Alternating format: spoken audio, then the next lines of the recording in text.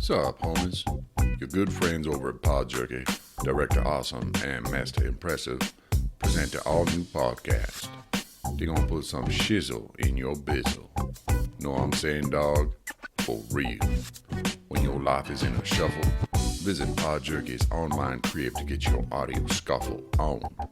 It's the real OG podcast sound. You dig? Master Impressive and Direktor Awesome be bringing the illest shizzle for y'all. That's right. Subscribe. And to all our Podjerkies in the land, be cool, be chill. Everything's all right. We gonna take good care of y'all. Hit it, hit it, hit it.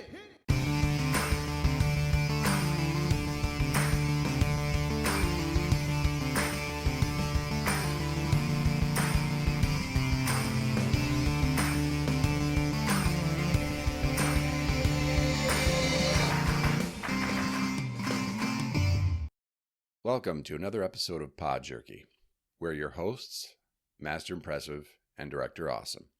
We have really great episodes coming up for all of you, and today we're giving you a brief look into Direktor Awesome's background, specifically his health challenges. We promise the exciting stuff is coming. In this episode, we take a look at Direktor Awesome's massive winning streak when it comes to his health. Yes, boys and girls, that last statement was dripping with sarcasm. When it comes to both Direktor Awesome and I with regards to luck, if we didn't have bad luck, we wouldn't have any luck at all. I call it the winning layaway plan.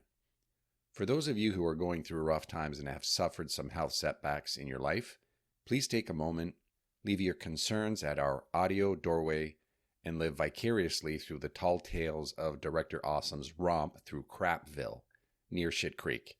I'm sure you all know where that is. Without further delay, Direktor Awesome, take it away. So really, I've got no secrets, and I want to share with you the actual health battles that I've been through in the past 10 years. Now, I've never been what you call a healthy person. I've always gone through some kind of problems going all the way back to my childhood. I've broken my ankle 3 times. I've had different issues with my back and neck and other stuff. But the past 10 years have been quite the journey. I'll quickly start with my first year of marriage. I actually got married in 2011, and while on my honeymoon, I contracted a bacterial infection in my foot. So how did you realize something was wrong? While we were on our honeymoon, I noticed that I had a blister on my foot.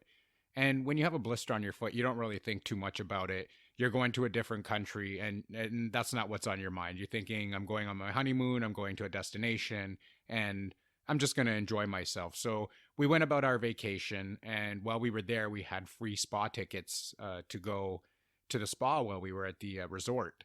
And again, not thinking anything of it, the spa was a little bit behind. So what they did was send us off to the hot tub. Now, this is important for later on in the story, but they sent us over to the hot tub, and we waited until it was our turn to get our free couples massage for our honeymoon and stuff like that. So got out of the hot tub, went into the massage, and then came back to our room, and everything was pretty much fine. Now, we returned from our honeymoon, and my friend was actually getting married 3 weeks after we had returned, and I was in the wedding party. So that morning I woke up and my foot was a little bit sore. So this is 3 weeks after coming back and having the blister on my foot. So my foot was a little bit sore. I hadn't had any real trouble before that. So we went to the wedding in the morning. I actually went out to do the pictures and all the stuff that goes on before the wedding. And my foot started to hurt a little bit more. So we went out to do our pictures, and I was kind of lagging behind everybody because my foot started to throb a little bit. And my friend was starting to get a little bit upset, but at the same time, I don't think he knew what was going on at the time. We did make it down to the reception after the mass and everything, and I was still in a lot of pain. And my parents had brought some Tylenol 3s because they knew that my foot was bothering me because I had talked to them early in the day. And they brought the Tylenol 3s. I took those, and I tried to, I guess, stay at the wedding as long as I could. By 10:30, I had said to my wife, we need to go home. I can't take this anymore. My foot was extremely swollen, and we need to go home. And I had to tell my friend this, which, killed me because I was at one of my best friend's weddings and I had to leave early. So we ended up going home, took off my shoe, which was extremely difficult to take off because my foot was that swollen. And we took my sock off, and I had what looked like a purple sun around my foot. And we didn't know what to do at that point. We thought, okay, maybe there's an infection, whatever it is. But you know what? We'll wait till the morning. I was so exhausted from the whole day. And my wife had told me, you know what, you're going to go to the doctors. And I said, no, we'll wait until the morning. She said, no, I'm going to bring you to the hospital now. Again, me being stubborn and not listening led to further complications. But I said, I want to wait until the morning. And that's what we did. So in the morning time, we went to a foot clinic, and the foot clinics took one look at it, and they told me, you know, we don't know what you're doing here. You need to get to the hospital right away. You have a serious infection, and there's nothing we can do for you here. You need to get to the hospital. So off to emergency we went, and I was there for 5 days in a row, I believe. And they believed that I had contracted the bacterial infection from the hot tub in the Dominican where we were. Now, they can't pinpoint it exactly because you can pick that up anywhere, but they had asked if we were anywhere overseas, if we had gone on a trip or left the country for any reason, and that's the only place that we had gone. So this is what they were saying, how I actually got this infection. So I was at the hospital for the next 5 mornings. I mean, they would take me in, do their treatment, and then actually send me home for the day. And then I would have to come back the next morning. So we did this for the next 5 days.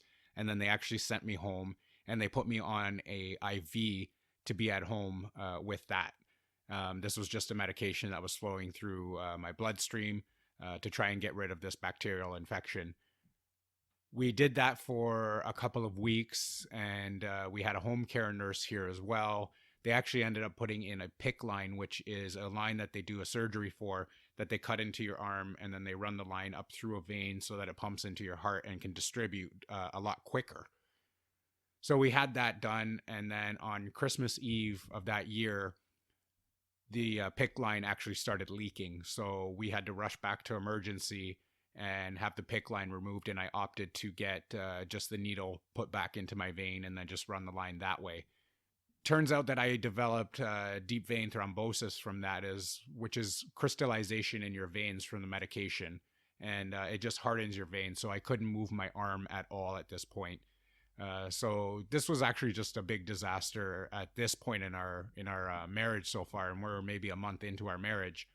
And my poor wife had to take care of me for a good 6 months just because all of this happened. When I got back from the honeymoon and I was in the hospital, they actually sent me to an infectious disease doctor just to make sure that I wasn't contagious to anybody else. And the doctor took one look at it and actually said, I think this is a diabetic ulcer, which it had turned into. How do they diagnose diabetes from a foot injury? They were able to stick basically a long Q-tip all the way down my foot from the tip of my toe through the hole all the way down to basically my ankle. And they said that this is a diabetic ulcer. So they did test me for diabetes, and I never knew that I had it previously. And it turns out that that's how they figured out that I was diabetic. I never actually really took care of my diabetes after that. I actually took my medication sporadically. I kind of ate whatever I wanted. I didn't really take care of it. And now looking back in hindsight, that was a big mistake, most likely. Not most likely, it really was a big mistake. What's coming up, I don't really know if that was a contributing factor or there were other things that played into that, but we're going to get into that in just a second. So we hadn't met yet when you went through that, but we did know each other when the whole kidney thing happened. What happened leading up to it? So leading up to this, we were actually at school, and like looking back on this now, this is something that kind of just came to mind recently. We were at school one night during parent-teacher interviews working, and I went up to the door to go back inside as we were on a break, so we just all took a walk outside for a bit. And I went outside and I came back and I felt some throbbing in my lower back. Now, I just thought at the time it was kind of like a muscle twitch or just like a stiff back or something like that, you know, you get kind of these everyday aches and pains. So I didn't know exactly what it was. But during that week that I was at work, and I do work with special needs kids, the kid that I was working with actually came to school with the flu. He was actually vomiting and all this stuff. So I was working with him and he was, touching me all day and he was sneezing in my face and stuff like that. Now, don't take this as me blaming the child. I'm just telling you how it all went down. So the next morning I woke up and I was extremely sick with the flu.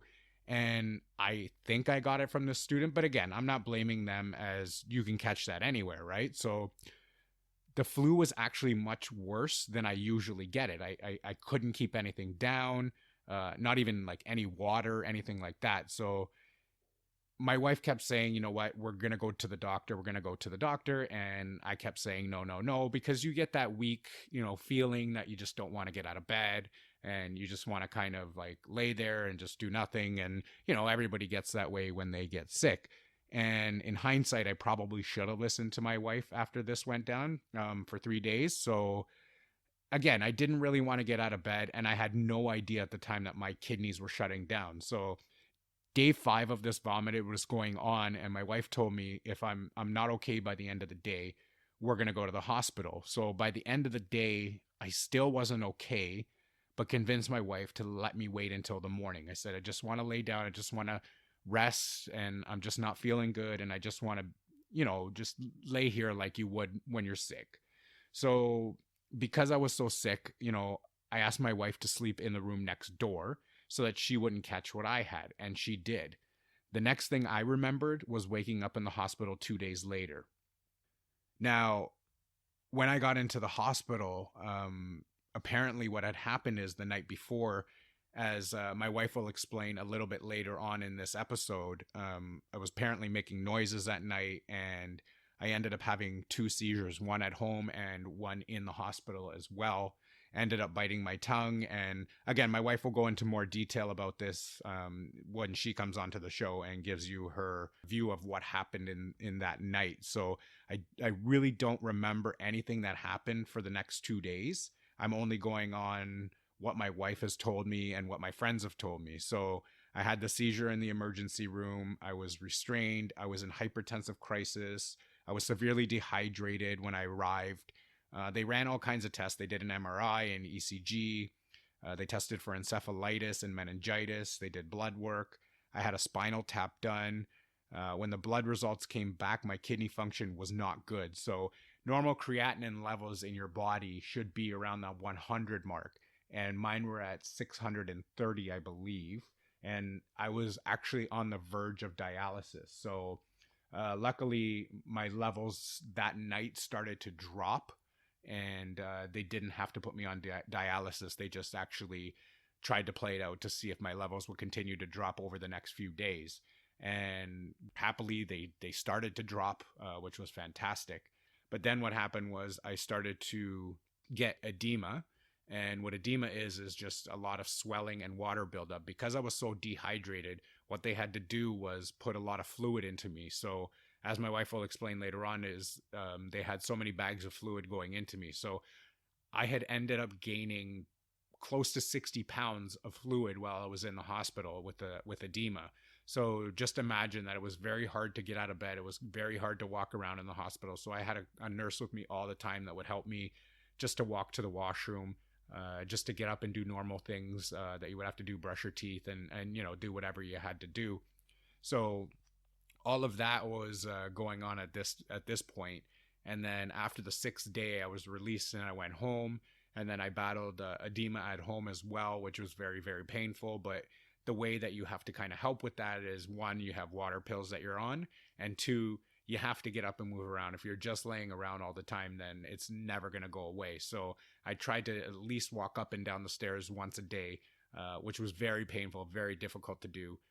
But I mean, it's something you have to do if you do want to get better. Over time, I started to notice that I was losing a lot of weight.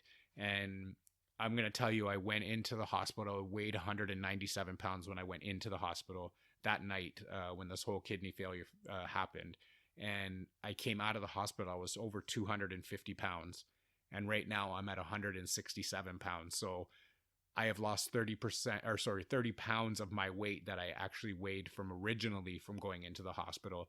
And I want to believe that that's a lot of muscle mass that I've lost because, I can't do any kind of exercising except walking right now. I can't lift weights and stuff like that.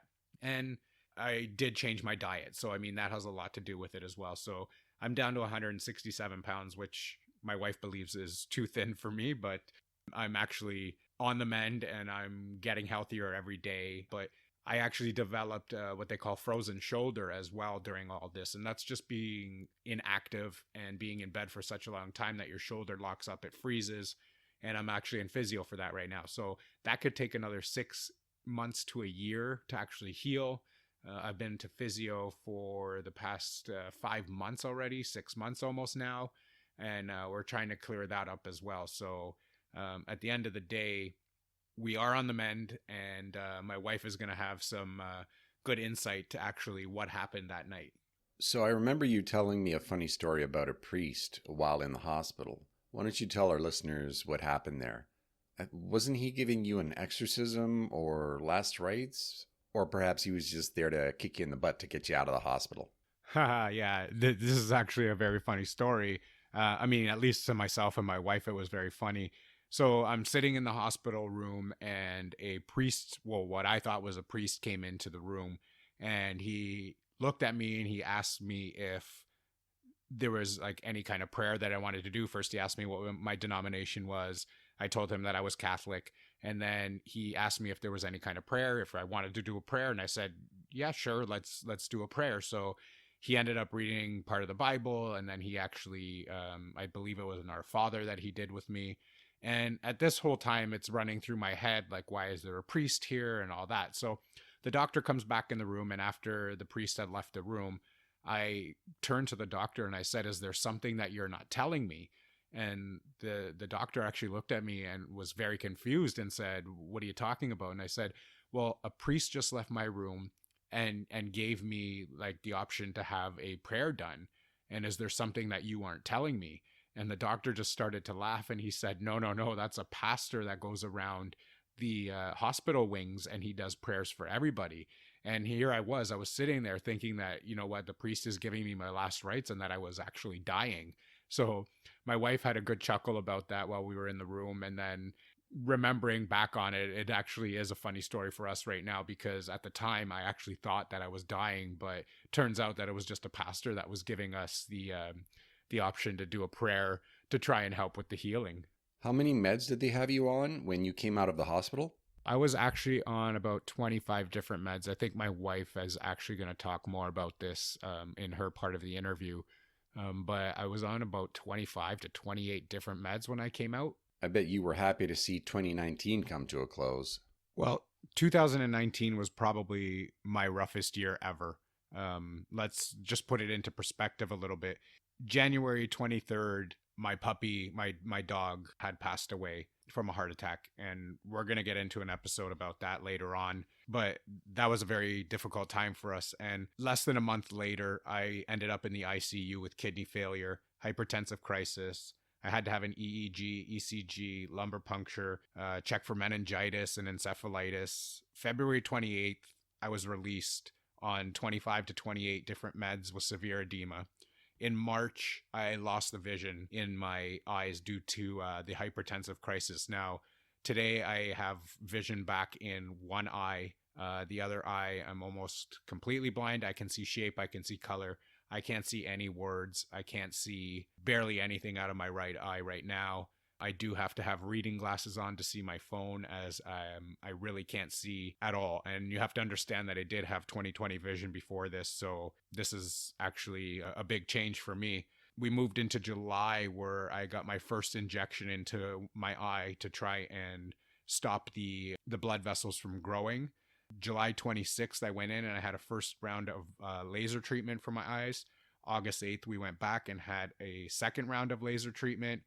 August 19th, the neurologist says the possible cause of seizure was a drastic drop in my sodium levels from vomiting so much. So normal levels, you're at about 145. My level in the hospital was 123. If it drops too quickly, seizures do occur. So this is the actual explanation that we were given. September 11th, I got another injection into my eye. And then on the 25th of September, I was given a third round of laser treatment. September 5th, this is after we had brought home our new puppy. Aspen ended up with the runs and vomiting. We had to take her to emergency, and she had to stay overnight and be on IV, and then be at the next day at our regular vet and then on antibiotics. So this was her second night here. And again, she was poisoned by eating a hostas in the backyard, which, again, we didn't know was poisonous. But we're going to get into all that in another episode. But that was basically my 2019. And yeah, I really was very happy to say goodbye to 2019 and thought 2020 was going to be a totally different year. But turns out that because of this whole coronavirus pandemic that's going on, we are not having a great start to the year. That's quite the year. You said that you want to read something that you had written while you were sick. What was that?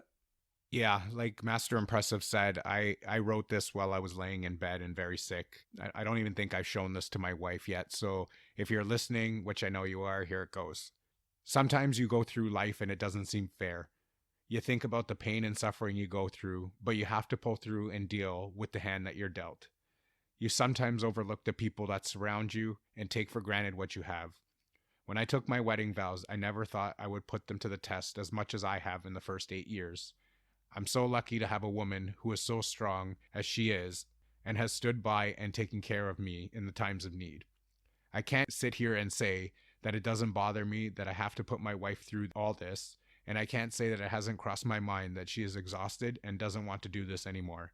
She gets up in the morning and takes care of me. She goes to work all day, comes home, takes care of me, and then the house, and does it without complaining. I don't deserve this, and neither does she. As I sit in the bedroom or on the couch day after day and have time to think, as a bit of depression sets in, you think you never want to put anyone through what I've put my wife through. I sometimes have a hard time looking at my wife because I'm both disgusted and embarrassed with what I have done to her. She doesn't deserve this. Thank you for everything you have done for me.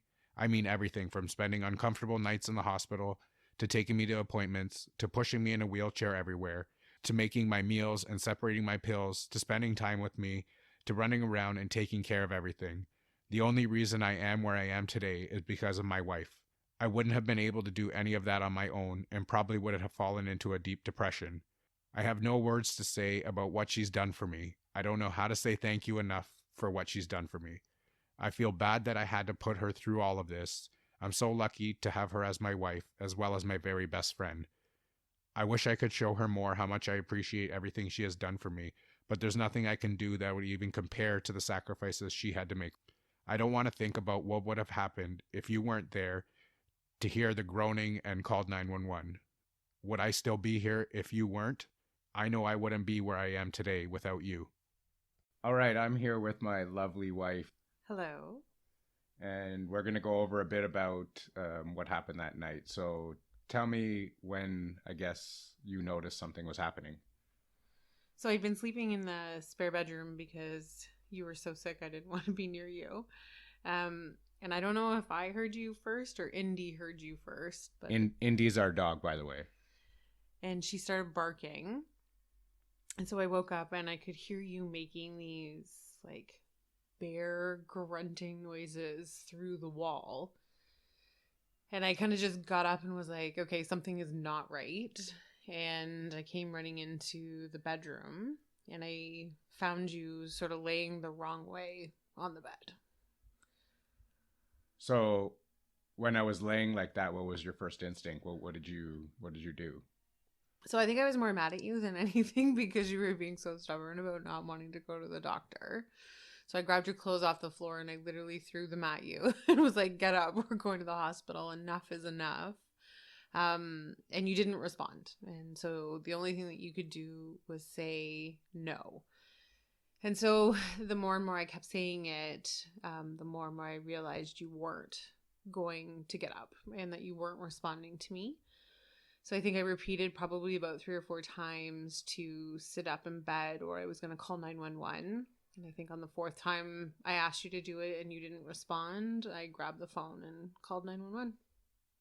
So when you did call 911 before the paramedics got here, what was happening then? So I had all the lights on. I was trying to get you to sit up. The paramedic actually, or the operator actually stayed on the call with me until probably about a minute before the paramedics actually got here.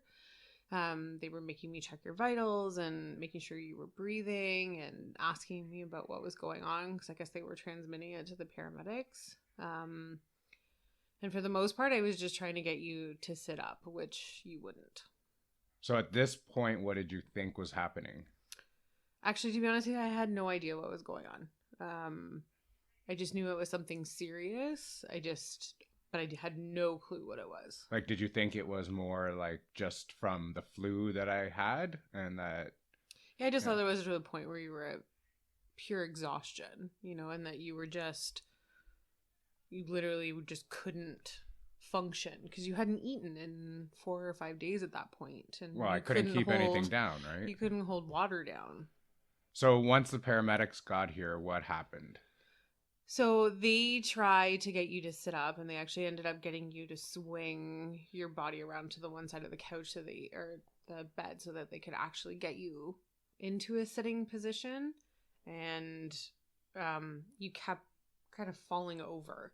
You had no, like, you couldn't stand up or you couldn't sit up straight even for them. And they were trying to take your blood pressure and they were checking your vitals. They had you hooked up to whatever their portable monitor is, and they were asking you a bunch of questions. And now, was I responding to those or no? Barely.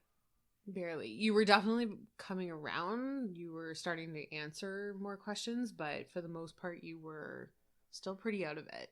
You just kept asking to lay down. You just wanted to lay down. Okay, so then the paramedics came and they took me over to the hospital. They did. And you had to, I guess, follow them over there in the car. I had to get Indy straightened out first because she was having a bit of a conniption fit before I left the house. Well, yeah, understandable. But so once we got to emergency, what happened while we were in emergency?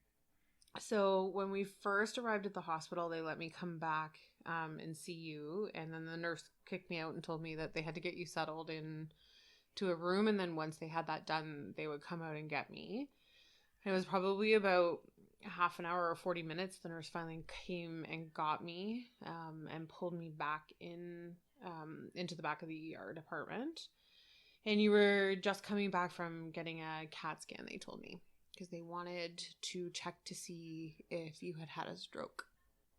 Okay, so while I was in emergency, though, you said that something had happened while you were sitting beside me. Oh, you kept saying you wanted to lay down, but you were already laying down. But you wanted to lay on your side and you were on your back and it sounded like you were a bit like a 2-year-old having a bit of a hissy fit because you were like, I just want to lay down. I just want to lay down. See, and I remember none of that, right? So I believe that I had a seizure at home. And then while I was in emergency, you said I had another seizure.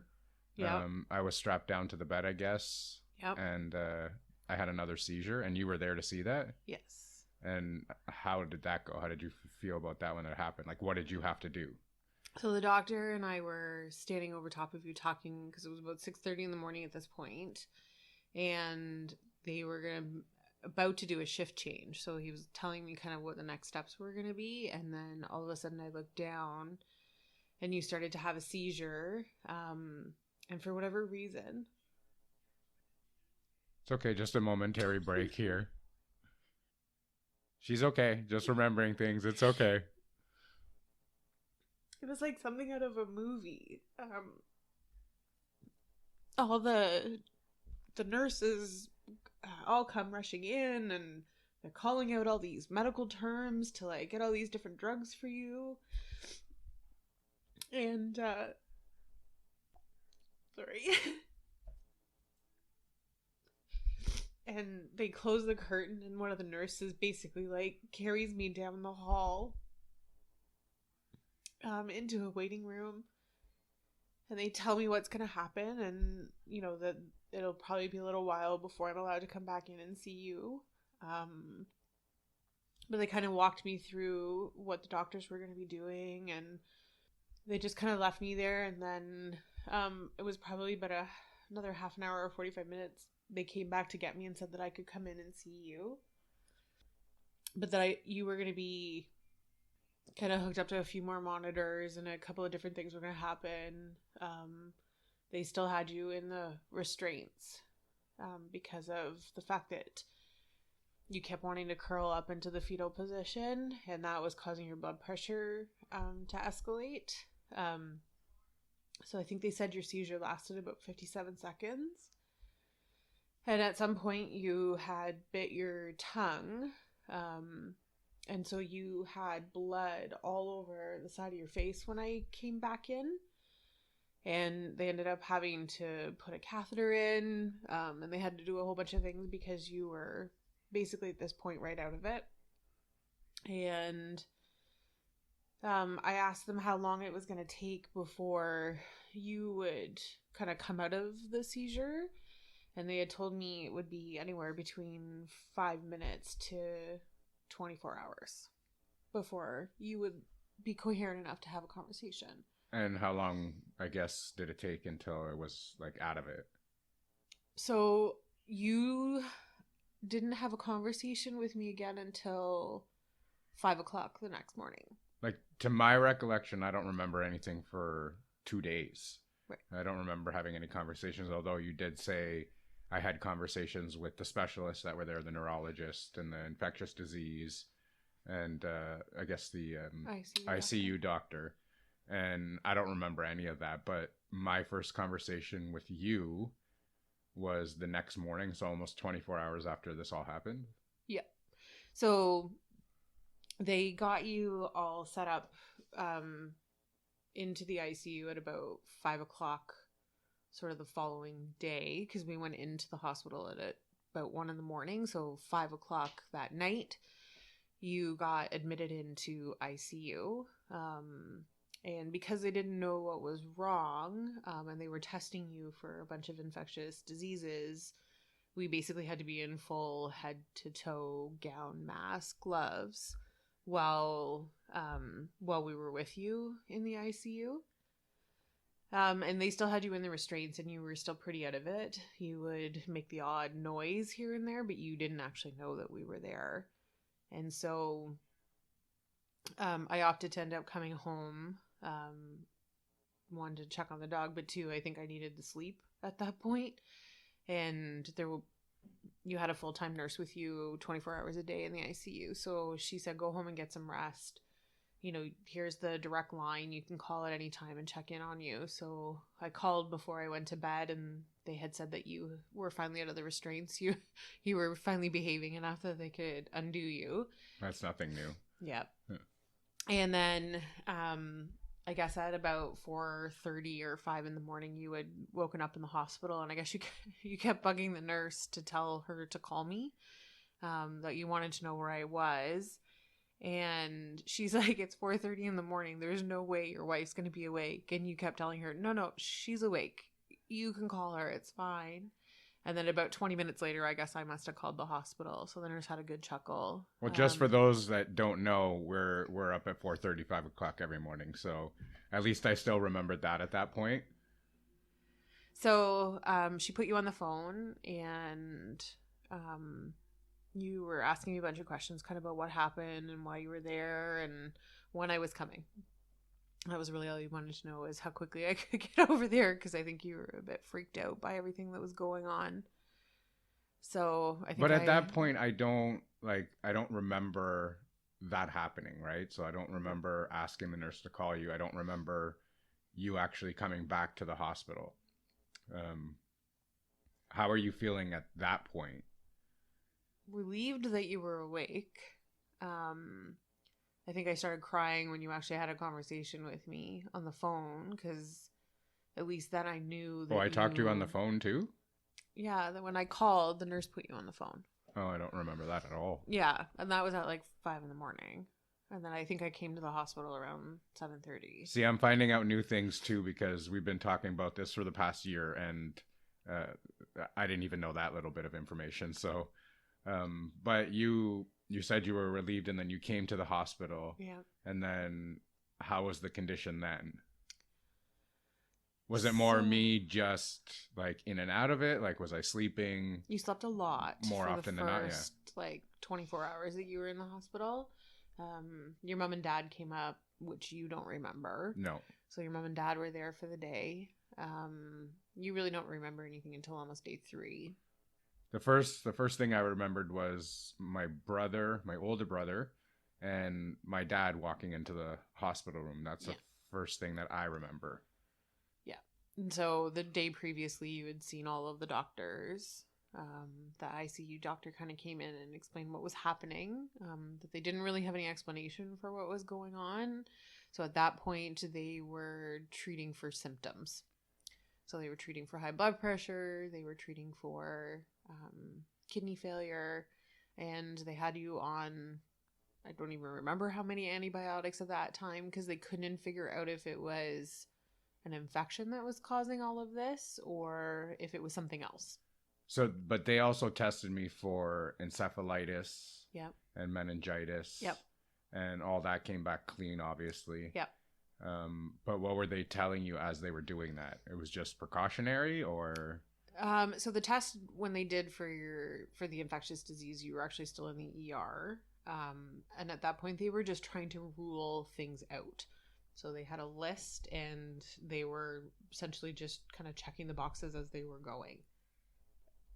And because of the symptoms that you were showing, they had assumed it was an infectious disease that was causing all of this.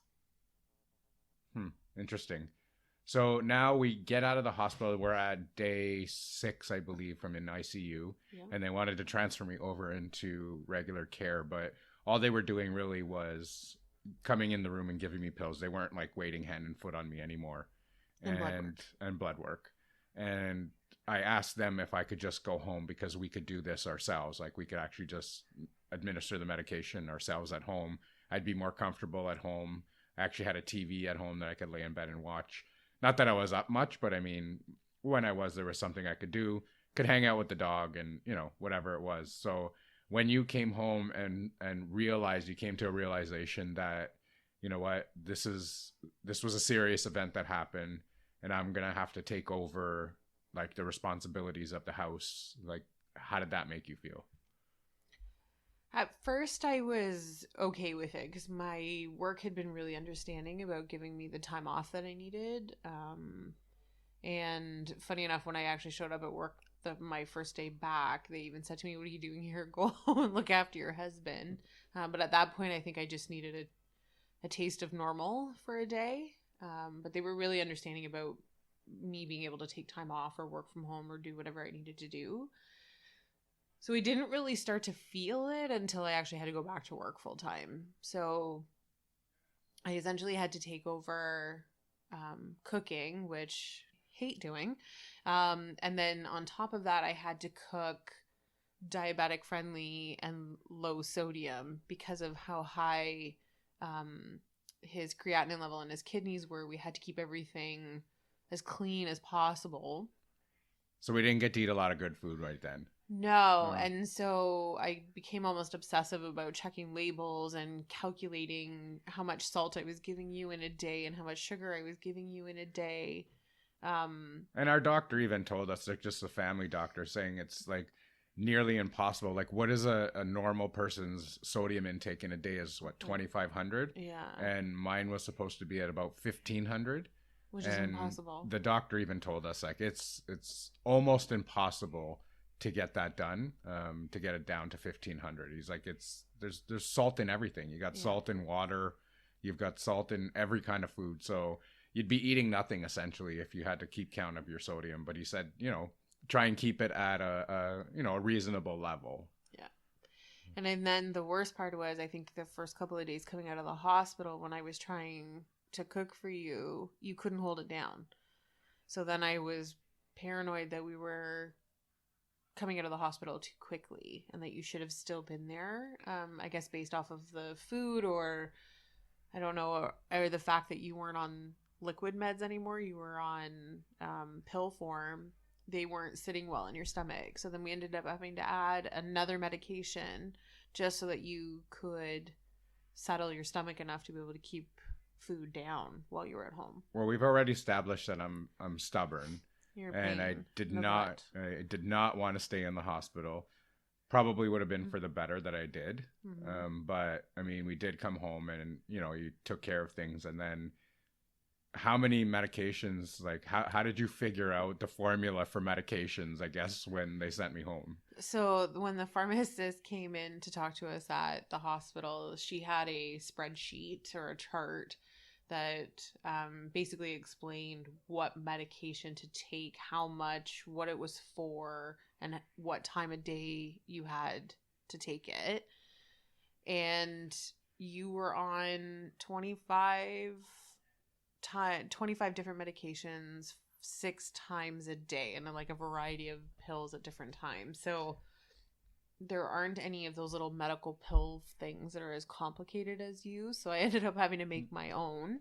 And I think I had 6 different pill bottles that were all marked, basically breakfast, 9, noon, 3, 6, and bed, I think is how we had it.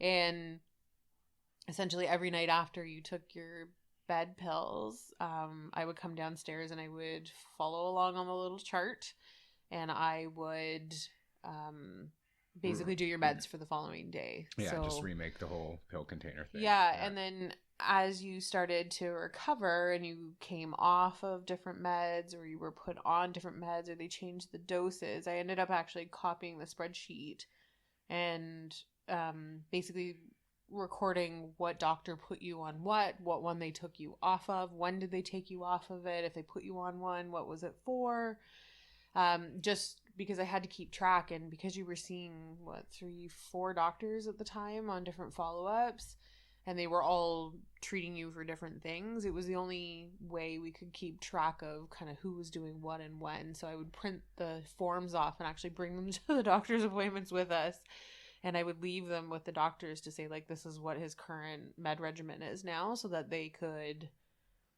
all kind of keep track of what you were on. Seeing that I couldn't get out of bed at all, I had a bad case of edema, which is a lot of fluid buildup and swelling.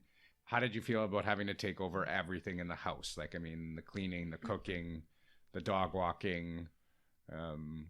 I guess at that point it was winter time, so shoveling, and then it moved into the summer where you had to cut the grass as well. And, how did you feel about having to take over everything in the house, and I wasn't able to help you at all? At first I thought, and I think I even remember telling my mom this, that at some point I figured I was going to lose my shit over all of this. I think is what I said to her. And I was kind of surprised that I hadn't, or that I didn't. I think when you go through something like what we went through, you figure it out. And for whatever reason, I took it day by day, and we got through it. Did it suck some days when it was like 30-40 degrees outside to go out and cut the grass? Yes.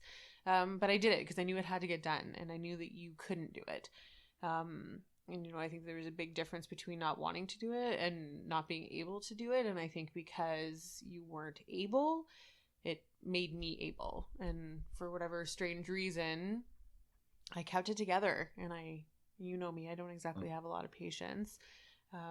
And for whatever reason, I was okay.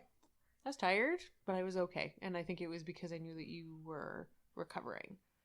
Well, thankfully, I've never had to go through this, but I mean, that's how you keep a marriage strong, right? You have to rely on each other, and you have to depend on each other, and you have to make sure that you take care of each other, right? In your worst times. So that's exactly what you did for me. So I've already said thank you. I don't know what else to say. And that's pretty much, I guess, where we're at right now. Like, the recovery process has gone pretty good. Mm-hmm. Our levels, my levels are back down to, I guess, acceptable levels. Yeah, that's a good word for it. They're good, acceptable levels right now. And we're still recovering, not 100% back yet, but we are getting there, and hopefully this continues. So is there anything else that you want to add to this? Let's not do this again. Don't plan on it. I mean, we've changed our whole lifestyle, right? Like, you come out of this and it's a whole lifestyle change. So, I mean, the eating gets better. I exercise a lot more. I keep my weight down now. I actually control my diabetes without medication anymore, right? I'm controlling it with my diet. I try not to indulge on, if we're at a party or someone's house, on, snacks and desserts and stuff like that. It's not easy, but I keep it going. So hopefully it's just good health, and we continue that way. That's going to do it for today's show. We want to give a big thank you to Mrs. Awesome for joining today's episode and giving us a few insights into Direktor Awesome's health. Please hit the subscribe button and join us at Facebook, Instagram, at Podjerky, Twitter, and YouTube. Once again, thank you for joining us on today's episode. We will see you later. Here we go now. Play that beat. Podjerky.